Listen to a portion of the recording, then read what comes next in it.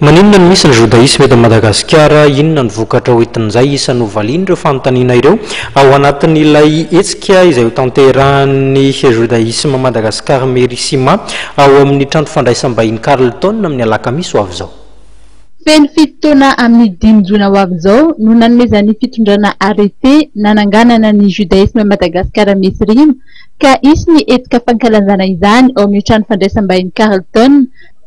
Raha ny fanamariana izay noentin'ny Cohen Ber nandritry ny fionana tamin'ny Pampalala vaovao teny Andriafanambojanahary. Ilay fisehoana indroa atao eto Antananarivo zany dia nankireo amin'ny Carleton izay fankalazana ny fampito-taona ny voron'ny judaisme Madagasikara Merisima.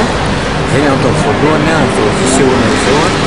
Ary ny anankiray faharoa zany dia ny ilay fananganana tsangam-bato raha amin'ny kristianina angamba izy dia ataontsika hoe batisa, fa tsy izay moa ilay izy.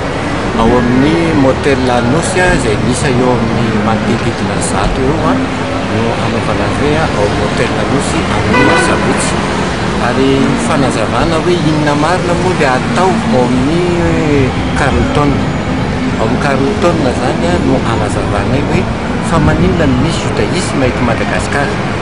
Ary koa hitondranay an'ireo le hoe vokatra avy amin'ny judaisme eto Madagasikara izay heverina fa ho raisin'ireo judaisme any ivelany ohatra hoe ny kipa, ny talit, ary ao anatin'izay ihany koa ireo vokatra isan-karazany satria ny sakafo judaisme dia kosher dia heverina zany fa akaiky kokoa raha aty amin'ny ranomasimbe indiana ny sakafo karana eto Madagasikara.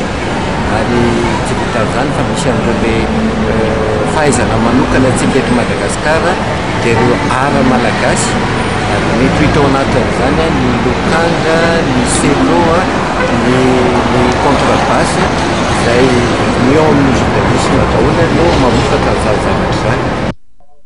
Ny alakamisy dia ibahan-toerana araka izany ny fampisehoana mivelatra ary ny sabotsy kosa dia isongadina ny fotoam-pivavahana ananganana ny tsangam-bato.